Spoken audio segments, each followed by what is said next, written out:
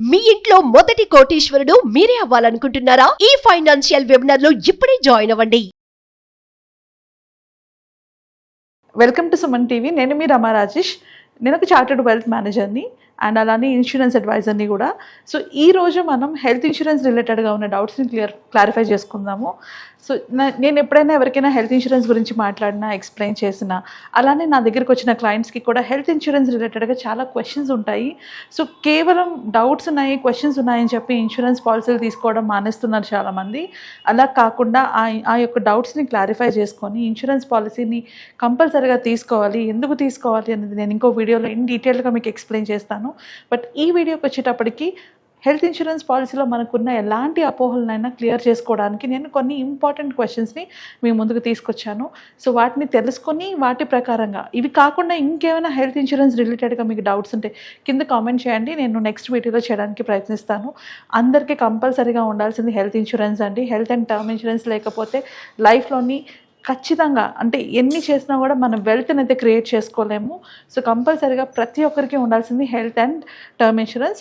So health ఇన్సూరెన్స్కి వచ్చేటప్పటికి ఎక్కువ మంది అడిగే మోస్ట్ ఇంపార్టెంట్ క్వశ్చన్ ఏంటి అంటే, health insurance premium policy increase అవుతూ ఉంటుందా, ప్రతి సంవత్సరం హెల్త్ ఇన్సూరెన్స్ ప్రీమియం ఇంక్రీజ్ అవుతూ ఉంటుందా అని చాలామంది అడుగుతుంటారు.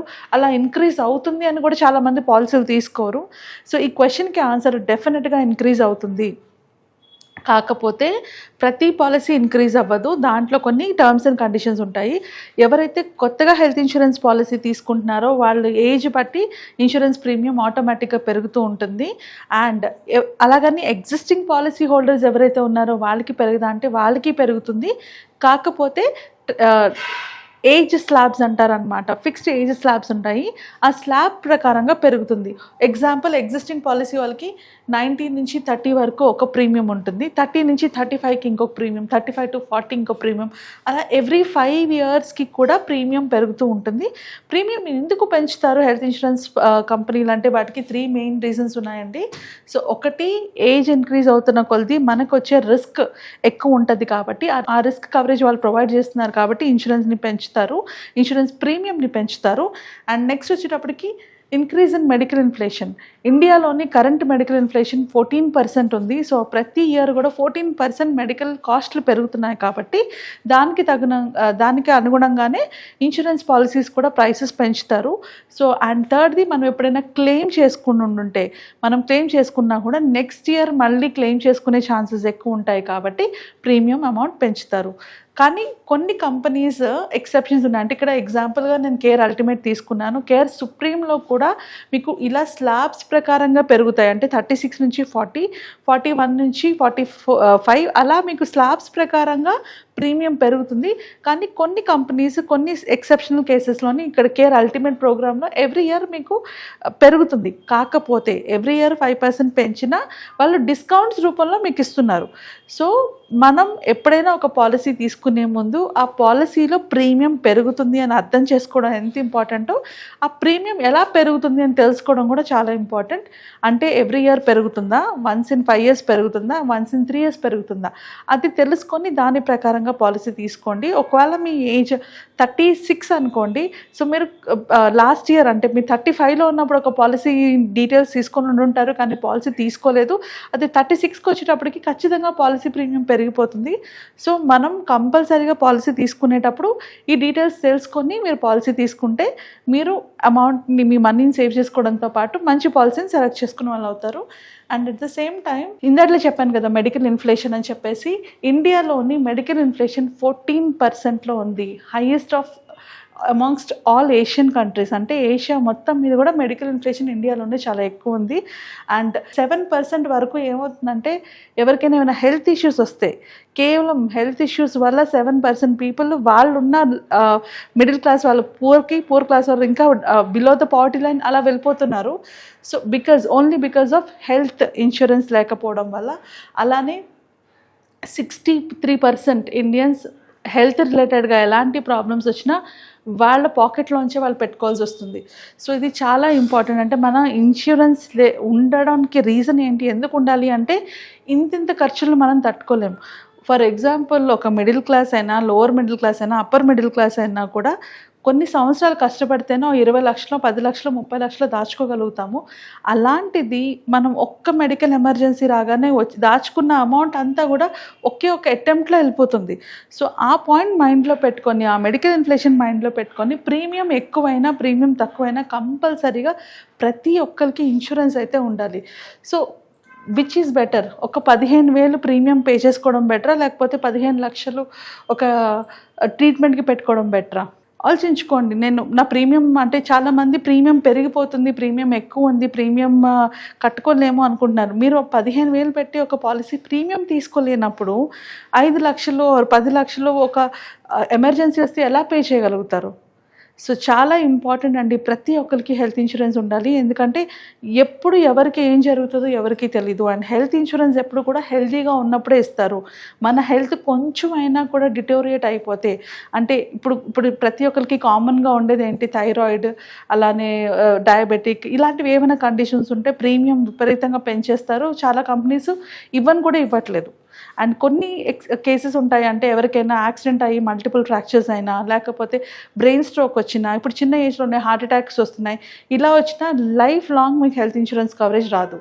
సో అలాంటప్పుడు కంపల్సరీగా మనం అర్థం చేసుకోవాల్సింది ఏంటి అంటే, ప్రీమియం పాయింట్ ఆఫ్ వ్యూ మైండ్లో పెట్టుకోకుండా ప్రీమియం ఎక్కువైనా పర్వాలేదు, ఒక మంచి హెల్త్ పాలసీ ఉండాలి. అండ్ నెక్స్ట్ వచ్చేటప్పటికి హెల్త్ పాలసీస్ రిజెక్ట్ అవ్వడానికి మెయిన్ రీజన్ మనం హెల్తీగా లేకపోవడం వల్లే. దానివల్ల హెల్త్ పాలసీస్ మనకి ఎక్కువ రిజెక్ట్ అవుతుంటాయి. సో నెక్స్ట్ ఎక్కువ మంది మమ్మల్ని అడిగే క్వశ్చన్ ఏంటి అంటే, నాకు కంపెనీ ఇన్సూరెన్స్ పాలసీ ఇస్తుంది, సో అలాంటప్పుడు నేను హెల్త్ ఇన్సూరెన్స్ తీసుకోవాలా వద్దా? సో ఫస్ట్ థింగ్ మనం గుర్తుపెట్టుకోవాల్సిన మైండ్లోని, company insurance lifetime coverage ఇవ్వదు. సో మనం లైఫ్ టైం ఒక కంపెనీలో ఉద్యోగం చేయము, అలాగే కంపెనీ ఇన్సూరెన్స్ లైఫ్ టైం మనకి ఇవ్వదు.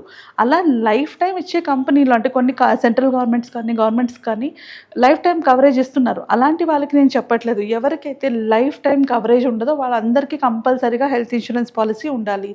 అలానే కొన్ని కంపెనీస్ చాలా తక్కువ ఇన్సూరెన్స్ పాలసీస్ ఇస్తాయి, అంటే 1,00,000-2 లక్షలు ఇస్తుంటాయి. 1,00,000-2 లక్షలు ఒక్కసారి హాస్పిటల్కి వెళ్తే సరిపోదు అమౌంట్. సో అలాంటప్పుడు కూడా కంపల్సరీగా హెల్త్ ఇన్సూరెన్స్ పాలసీ ఉండాలి. అండ్ నెక్స్ట్ వచ్చేటప్పటికి జాబ్ కనుక షిఫ్ట్ అయితే, అంటే ఇప్పుడు నేను ఈ జాబ్ మానేసి ఇంకో జాబ్కి వెళ్తున్నాను, ఈ మధ్యలో ఒక వారం 10 రోజులు గ్యాప్ తీసుకున్నా కూడా, ఈ వారం 10 రోజుల్లో నాకేమైనా కూడా ఆ 10-15 డేస్కి కూడా నాకు జీరో కవరేజ్. నేను ఆ కంపెనీలోని ఎగ్జిట్ అయ్యి కొత్త కంపెనీ జాయిన్ అయ్యే గ్యాప్లో కూడా నాకు ఎలాంటి కవరేజ్ ఉండదు. అండ్ కంపెనీ పాలసీస్ ఎప్పుడు కూడా వాళ్ళ చేతిలోనే ఉంటాయి. వాళ్ళ పాలసీస్ మారినప్పుడు ఖచ్చితంగా అంటే మీ పాలసీ 2 లక్షలు 1,00,000 చేసేయచ్చు, 2 లక్షలు 5 లక్షలైనా చేయొచ్చు. అది మీ చేతుల్లో ఉండదు, వాళ్ళ చేతుల్లో ఉంటుంది. మీకు కావాల్సినట్టుగా మీరు పాలసీని యూజ్ చేసుకోలేరు. కొన్ని కంపెనీస్ ఎప్పుడైనా మీకు అలాంటి ఫెసిలిటీస్ ఇవ్వలేనప్పుడు మీకు కావాలంటే పాలసీస్ దొరకవు. అండ్ మోస్ట్ ఇంపార్టెంట్లీ రిటైర్మెంట్కి, అంటే మనం రిటైర్ అయ్యాకే మనకి ఇన్సూరెన్స్ అవసరం, అప్పుడే ఎక్కువ మనకి హెల్త్ ప్రాబ్లమ్స్ వస్తాయి.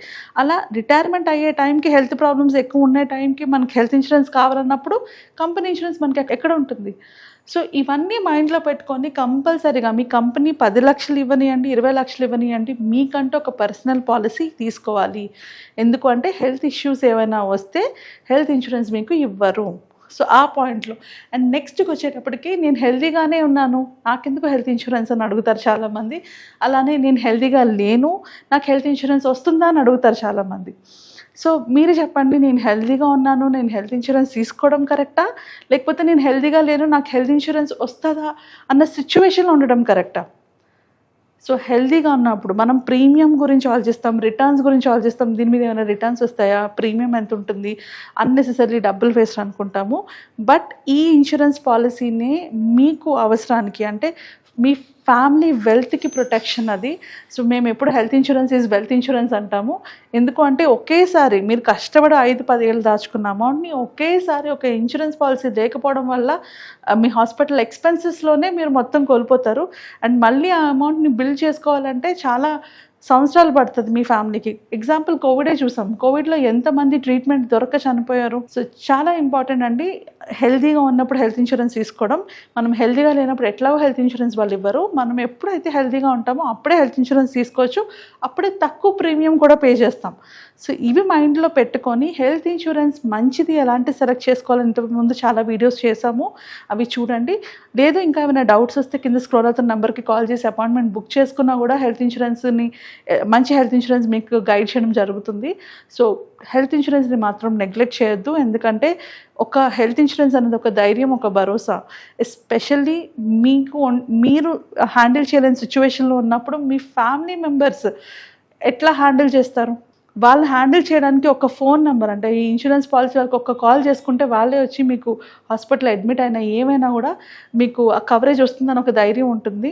సో లాస్ట్గా నేను చెప్పేది ఏంటి అంటే, ఈవెన్ స్టాటిస్టిక్స్ కూడా చెప్తున్నాయి, హెల్త్ ఇష్యూస్ వచ్చినప్పుడు చనిపోయిన వాళ్ళు ఎక్కువ మంది స్ట్రెస్ వల్లే చనిపోయారు. ఏం స్ట్రెస్ వల్ల? నా ఫ్యామిలీ మెంబర్స్కి ఏమవుతుంది అన్న స్ట్రెస్లోనే చాలామంది చనిపోయారు ఆ హెల్త్ ఇష్యూ కన్నా.